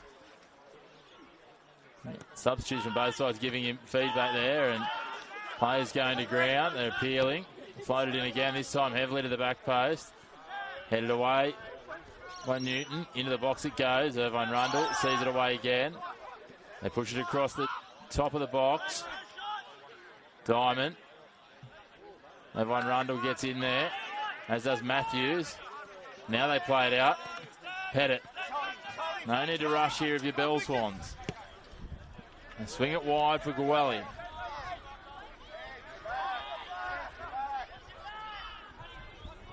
Woolley into the box. Heavy collision. For me, that's just them making a big song and dance out of nothing, really. There's nothing wrong with the player. It's one of those. He's overrun the ball slightly, but I don't think there's actually contact made with the player. He's just kicked it out onto Gwelly, but probably just a little bit frustrated because he's just overrun the ball and allowed the defender to come in and make the tackle. And certainly, and again, well handled by the referee. It could have been easy for him with all of the emotion and the uproar that came immediately from almost everyone to a man in red to think about reaching for that pocket. But again, he just holds back and goes and calms it down, and Ben Diamond's back to his feet with no signs of ill will or injury from the collision. Yeah, I think the referee's done well in the respect of he's not made instant decisions, and he's been quite consistent with his decision making, and you know, there's not really been what you would term a bad tackle in the game, but that's not always the case with referees' decisions. Sometimes they look at it and, you know, the card comes out. Yeah, I think sometimes just taking that time and space, and it's not a long time or a long space, but just taking a couple of steps, taking a breath and playing it back through, and he's done a wonderful job of that today. And again, sometimes they can turn physical matches into powder kegs if you jump the gun too early, and this has been a good physical match from that point of view, and he's managed that well. McGee playing it into the box here. Gwelly, no, not quite there. Axel went well, read well, and got out to it. Yeah, for me there, I think McGee has to float it up for going, rather than actually whip it across the front, but he decided to whip and goalkeeper easily came and claimed it. Goto now gets it again, picks it up after he took the initial ball, tries to play it in behind. Beecham's awake to it. Goto showing his experience there, just positioning himself in front of Baker. McGee with some nice touch, beats one, beats two, takes a strike, doesn't quite get enough of it. You can see a few players in that Broadmeadow backline, they're getting a little frustrated with each other, and that can be the unravelling sometimes when a little bit of dissension creeps into the ranks. Yeah, he did well there, McGee. He's moved the ball left to right, and I would pretty sure that he actually stronger on his right foot, but he's actually come inside. Never really quite caught hold of it. Was never really going to score from that strike, but at least it was on target. A bit more of tempers fraying. Nate Archibald didn't want to give the ball away, and look, to be fair, Jacob Kresner, if he's going to pick that battle, he's probably fighting in the wrong weight division. Yes, he was never going to give up the ball, but again, now they're in a little bit, I suppose, it was just the big long kick forward and didn't defend the header very well, and it came off the centre-back's head and has gone out for a corner, which obviously now gives a little bit of momentum to Broadmeadow to put it in under the crossbar and see what they can do. Let's see what they can do here again. Numbers clustered in that sun. The sun behind them this time, fortunately. Up it comes. It beats everyone. Beecham might have won himself an Oscar there. That's about all he's going to get. Got a little pat on the chest and went down like he'd been shot with a sniper rifle. Yeah, he was a little bit early on the ball as well, so the ball has actually come in behind him, and he couldn't really readjust, and obviously, as everybody does these days, they're looking for a penalty kick, but certainly the referee was happy enough to wave away those appeals and get on with the game. Goto with the throw now. Where will he look to? Will he look to Gwilly? No, he just plays to McGee. Goto again. Floats it in now. Gwilly against Diamond. Good, strong use of his frame. McGee pulls it up with a number of defenders. They just close so quickly on his space. London swings it across to Matthews now. Pushes forward to Cable. Cable just trying to stand up his defender, plays it into his legs. Needs to be a bit more decisive, a little bit more judicious about his path choice. Fayers picks this one off. He'll send it long for Pettit now, but Beecham will interject. McGee brings it down. McGee tried to get acrobatic there, came off second best, and again the referee does well waving it away. Blunden will push this across the sideline. He does well there to push it wide rather than deep. Yeah, again, I think this is actually looking as though, should we say, the impact players might have a big part to play in how this game goes. It's probably at the moment not one team is probably showing that they want to, are good enough to go and take the game by the scruff of the neck and put it to bed. But we are getting some subs on. Whether that will actually provide a little bit more sort of energy and quality, only time will tell. Change coming. Cable coming off. Going on will be Ethan Hall.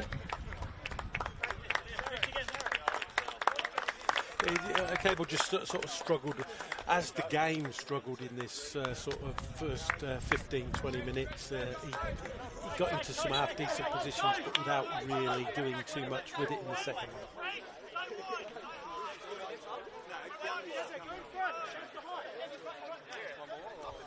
Interesting to see what Hall can inject. You can see both Cable and even at times Pettit just starting to drain those tanks. The amount of work they're doing up and back on those flanks, and it's been a very end-to-end game of football. It may come down late in this game to a bit of a war of attrition in a few key spots. As Kresner turns this around, drops it back to Wilson. Looks like Magic will make a couple of changes shortly. Palambini and Keanu Moore ready to go.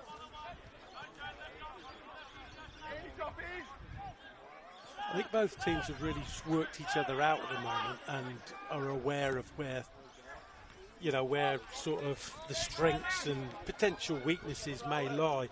What we've seen a lot in this second half from Broadmeadow, when they've actually developed any sort of approach play, they've been quite quick to pull the trigger from a long distance with no real sort of quality. It's just a shot towards the goal rather than I'm looking to score.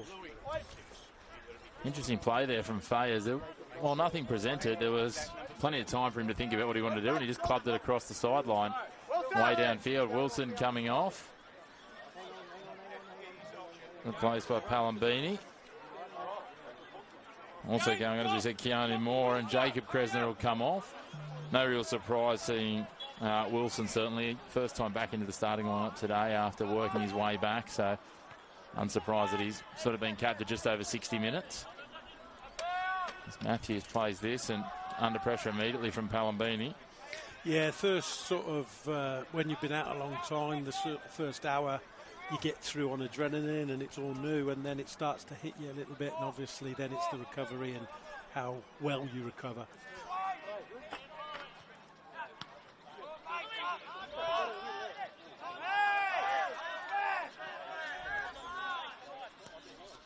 London pushes it forward.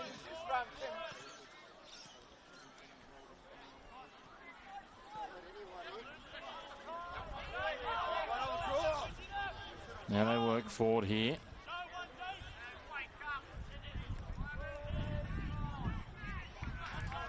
Simmons pushing out.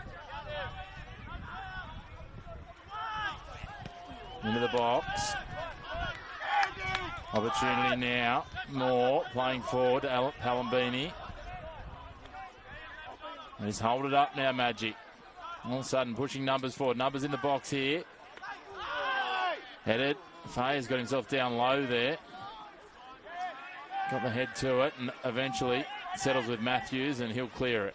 Yeah, again, quality of ball in. They've moved the ball wide, but the quality of ball in never really gave the forwards any real opportunity to try and score. And I suppose that's probably sort of representative of what's gone on when throughout this game Broadmeadow have got into those positions but have not really delivered with any real quality. Heavy challenge there from Hall from behind on Palambini. See, substitutes straight into a little bit of argy-bargy. I think it might be a rivalry renewed. Another opportunity now here, Broadmeadow, to test the defensive unit of Bell Swans, but you know, they're working the ball, but I suppose at times at the moment they certainly don't appear the same threat that they were in the first half. I don't think since the changeover they've not had that same threat, they've not had that consistency. Delgado certainly hasn't been involved unduly since the half-time. And I suppose it's going through a period in the game where it's a little bit of a lull, and it's almost like at the moment I think that would Bell Swans would be happier with that than Broadmeadow. Yeah, I think so. I think it plays much more into their hands, and as we see, it all pulled up there for a Sherritt foul.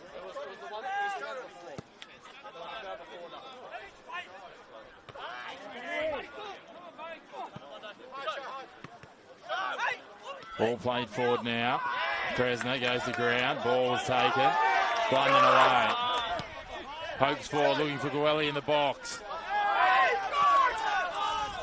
Both sides just more interested in getting involved in scuffles and kerfuffles than they are in playing football at the moment. It's degenerating into not exactly a spectacle, unfortunately.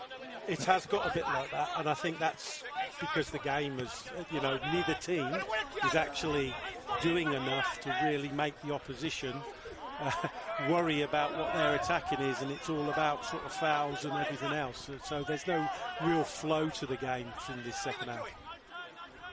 Now playing into the box, Ingram there, plays it into the legs of the defender in Fayers, and it'll go across the byline for a corner, and hopefully maybe this set piece is the chance to just get things restructured and resettled. Yeah, it's again a good little run there for a 1-2, give and go, but again, good defending, but also straight into hit it into the defender rather than looking for someone in the box or avoiding all of those yellow defenders.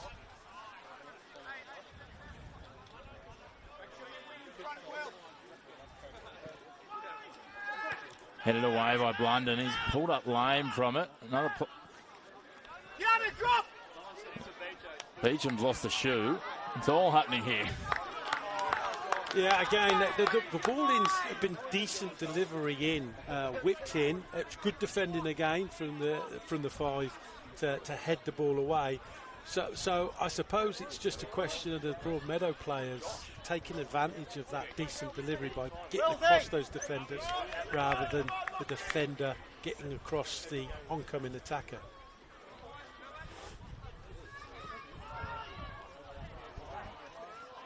Popped over the crossbar again. We'll have another corner. It wasn't the greatest delivery, but it got a nice little flick on, which actually pushed it up in the air. And then Archibald had to just readjust and just tip it over the top. He was never going to get beaten, but had to deal with it. Ball in. Opportunity going across the face.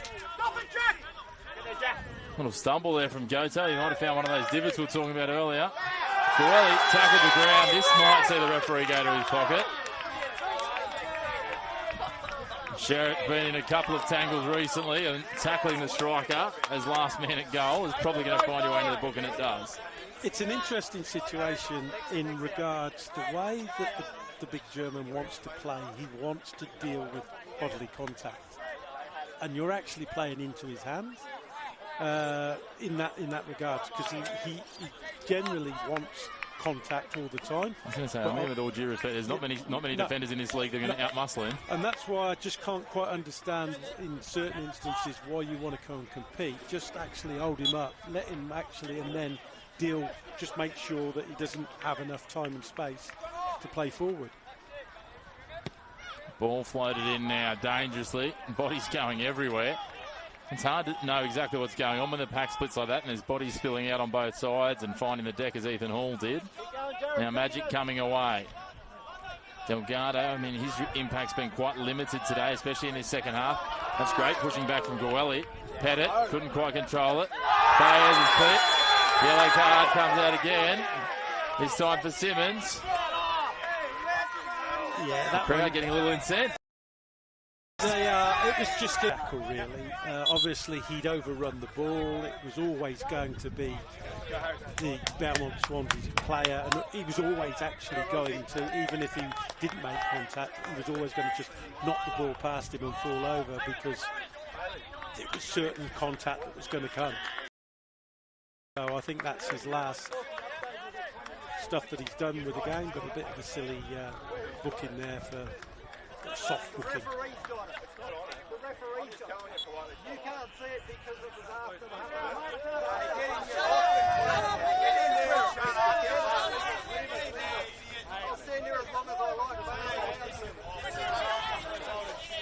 a little bit of frustrations and issues. I think it all boils down, and it will be a challenge for us as well. There's a new player on the field here for Broadmeadow in the 6 who we don't have the details on, but were provided to the referee as registered, but haven't gone into squatty somehow. So, again, probably a technical issue, but we'll leave that for Northern New South Wales to figure out later on. But the Bell Swans crowd here were taking it into their own hands to try and police that. So, that is one change that's on there. The other change is Bailey Wells out there, who could absolutely be the spark. And here is the unknown player. Not quite sure how we address that one, Brett. That's an interesting one I don't think I've had before at all levels. So the issues with Squaddy, is it? I'm assuming the digital piece hasn't connected up, and so they weren't able to put him on the Squaddy list. Is what I'm putting 2 and 2 together, and could be coming up with 7 to be fair. Okay. But who knows? Anyway, nothing like it. Just another little spark and a little bit of So my understanding, Bailey Wells has been out for quite a while, and has just come through injury, and obviously is back now playing to the level of first team again. I remember sort of watching him around a couple of years ago, and he seemed to be a very bright, intelligent player, linked very well, and probably is somebody that at this moment in time probably could do very well. Opportunity comes there with a strike, just parried away. Little miss touch there.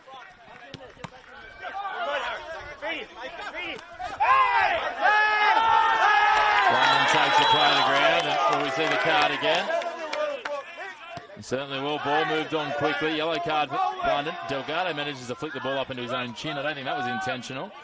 Temper's really starting to rise here at Blacksmiths, and understandably with the deadlock unable to be broken. Yeah, a little bit of frustration, I think, creeping in from both teams. He's got the update, Grant Sproul. The shot goes over the top and away. Harris Zeb from New Zealand is the player's name, so a new signing from New Zealand. Yeah, Delgado for the first time again looked quite threatening, just dropped inside, decent, and again a decent piece of defending to put it out for a corner, but that's the first time in this second half that Delgado's really got into the game. Well, this one is certainly firing up here. Magic with a corner, driven away by Fayers over the sideline.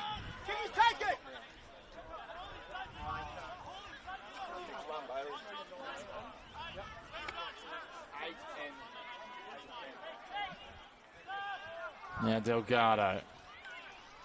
The sun sets behind Blacksmith's Oval here. Yeah, temperature's dropping, but the temperature of this game certainly isn't. Strike taken from range and forces a save as Archibald falls forward onto it. Yeah, decent strike, that one. It was straight at Archibald. I don't think it was going to realistically trouble him, but a better strike from the midfield area than we've seen in this second half. Ball is pushed over the sideline now, and we'll see some changes coming.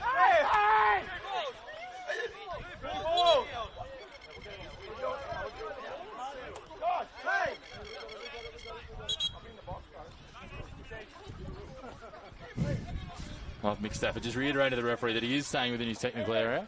You'll notice if you come here to Blacksmiths, the home technical area much larger than the away technical area. As we see a couple of changes coming. Dean Pettit comes off, as does Newton.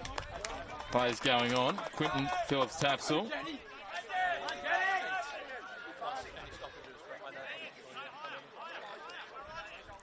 And we've got a drop ball now because the referee wanted to pull it back up there for those changes that should have happened before the throw. And we had two balls on the field. It was all happening as Delgado into the box and two players arrive. The Swans seem to think they've been unjustly denied a goal kick there, but we'll have a corner. Again, Delgado now suddenly come alive, and I think once he's alive, Broadmeadow look a far stronger attacking threat. And another good piece of defending there, I think, was Ian Matthews come round and managed to put it out for another corner. Certainly did inside the last 8 minutes here. Up it comes. Archibald gets up 2 fists to it. Cleared away. The ball pushed in towards the edge of the box for Zeb. Zeb around Fayers. Plays it in nicely. Ingram's there. Shot taken. Beecham has sent that well over the crossbar. That's another decent opportunity. We had one in the first half and exactly the same. Head over the ball or would have kept it down, but it didn't. Head went up and consequently it's high, wide and handsome over the crossbar. Ball goes long.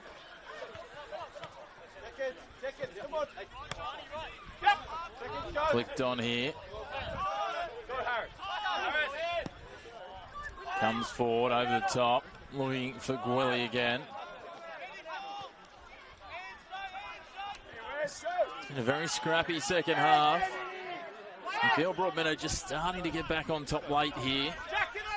Yeah, there are a couple of impact players have come on. It's brightened them up a little bit, and also they've started to bring Delgado into the game a little bit more.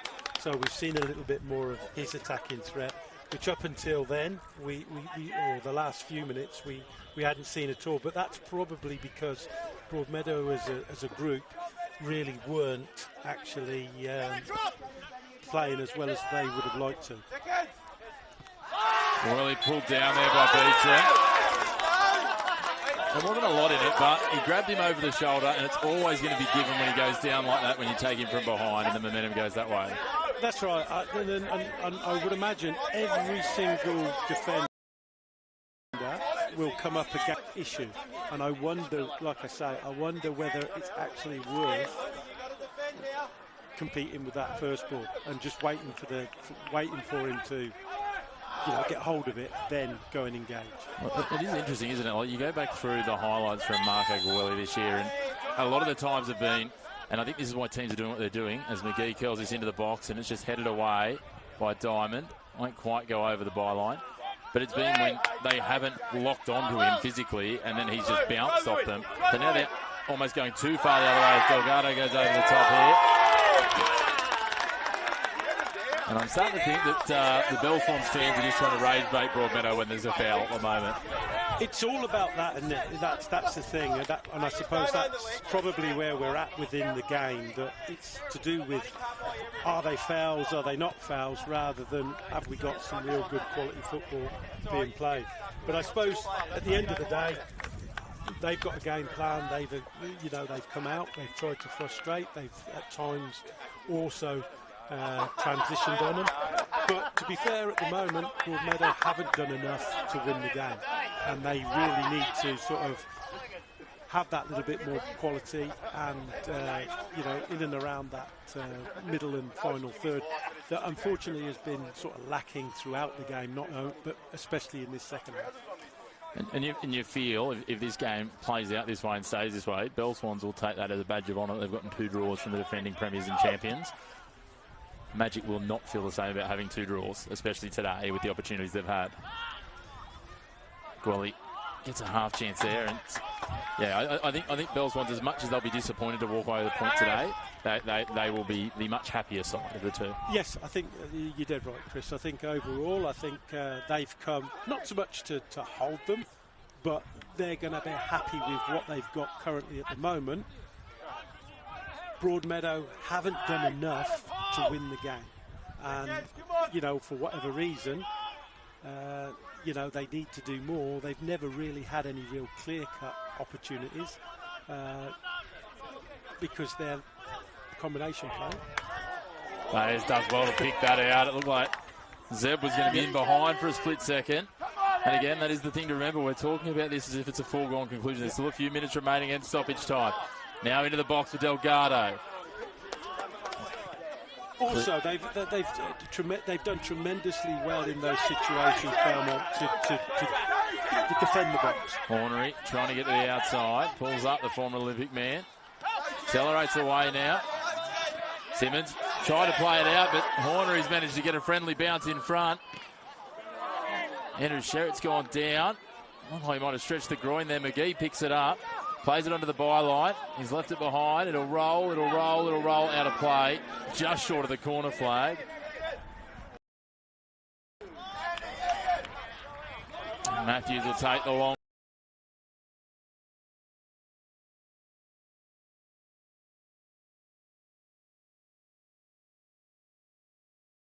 As I have Belmont whenever Broadmeadow have got into that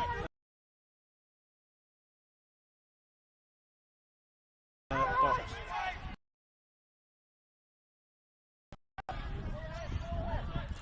Hall out there, floats it in. Keeper takes it. AFL style mark there over the back of Marco Guelli. Yeah, again, hasn't done a lot, but what he's done really well. In the first half, made a very good save, and there he's come and been very strong, come over the top and taken the ball and kept hold of it, because we've seen that fall in the World Cup with the Korean goalie falling over his defender. Very good to be able to keep hold of it as well. Certainly is. Get down towards stoppage time now. It'll be interesting to see when we get there how much we have added on. But for now, Broadmeadow with a corner. Light on numbers in there. Very aware of the counter-attack. They push it into the front post. Doesn't even get to the front post. He whips it into the side netting, and Jim Kresnut very frustrated with that. Went away from their usual routine and hit back. Nothing worse so frustrating when all you're wanting is a decent delivery into the box so the players can actually work off it, and there you've got nothing because it goes no further.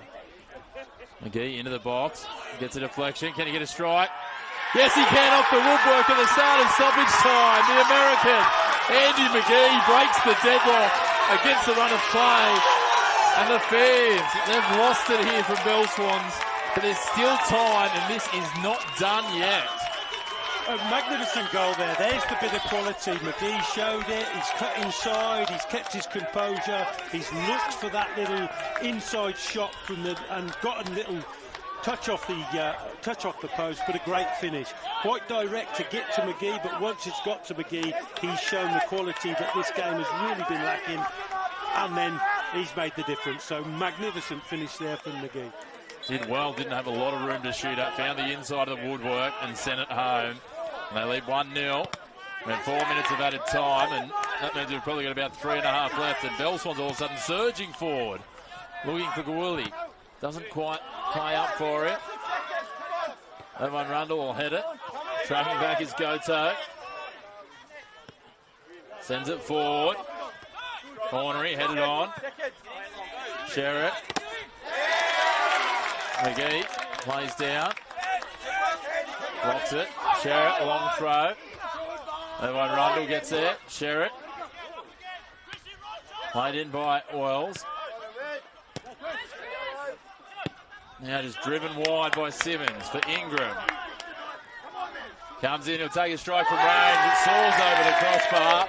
And every misset from Magic is being cheered like it's a goal for Belswans by the home fans. Yeah, again, a little bit of frustration there, a little bit of composure and try and build, but they've tried the shot early, and unfortunately it was like most shots today, high, wide and handsome, and never really gave any trouble to the goalkeeper whatsoever from minute one.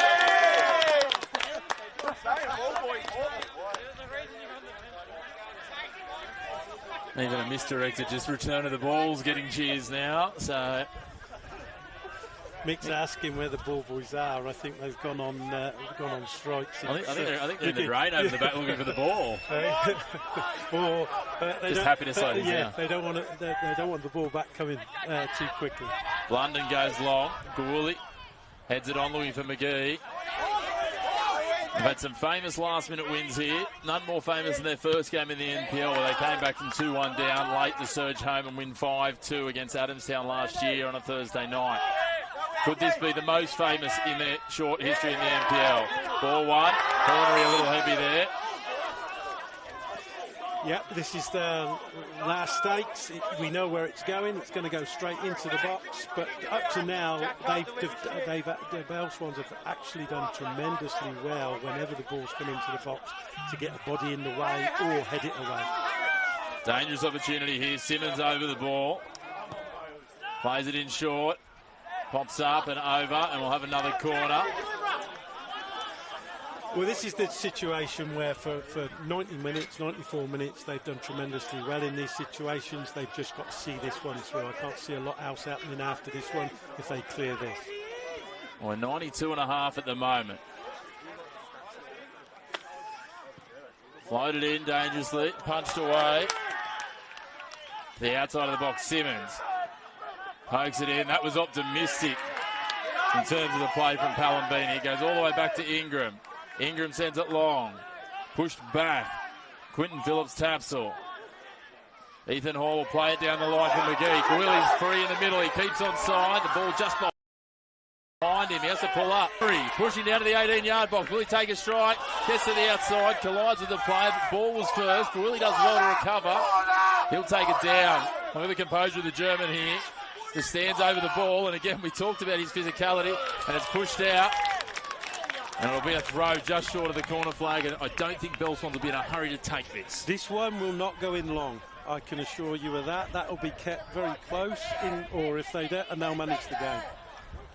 There's no reason to send this one in long, just keep it in the corner and run the clock down. That's exactly what they do. Hornery over the ball.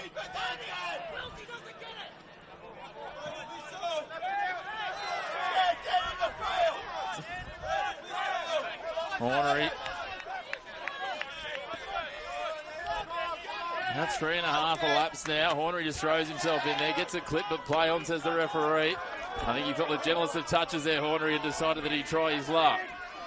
Broadmeadow, one last chance here with Delgado to square the ledger. Bayers pushes it across, sideline, and we'll have a throw deep in attacking territory to Magic go long.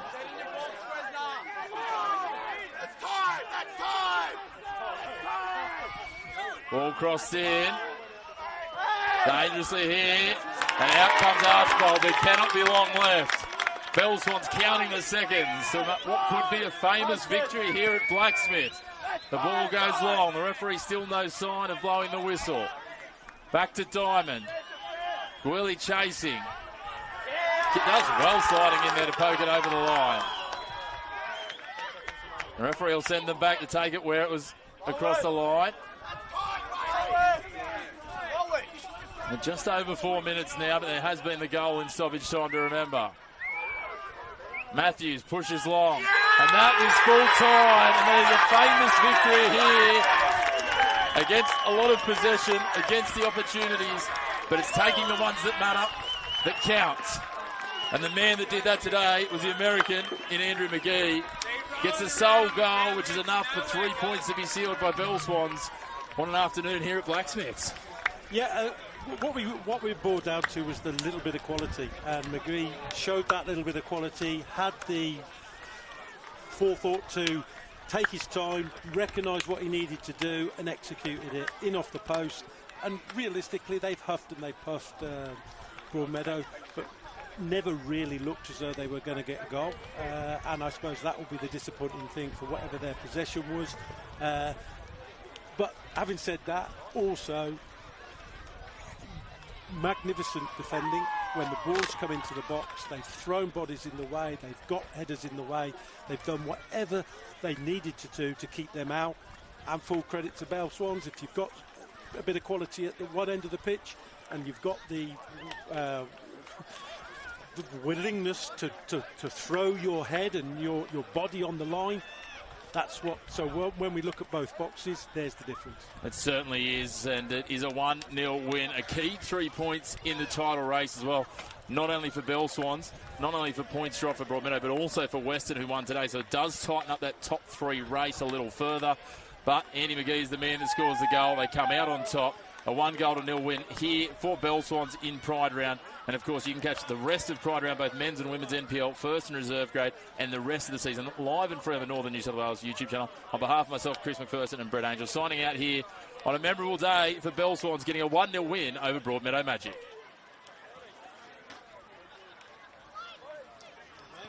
Thank you, mate. Good stuff.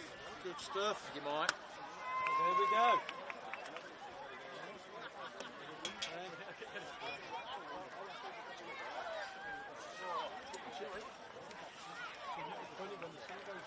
It drops, yeah. It drops.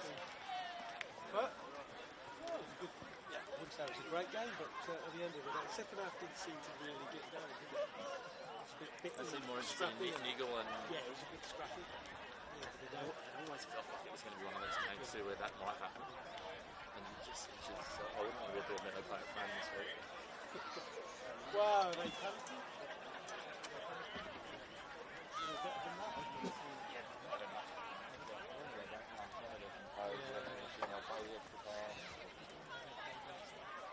They've got a lot of teams this year. Put them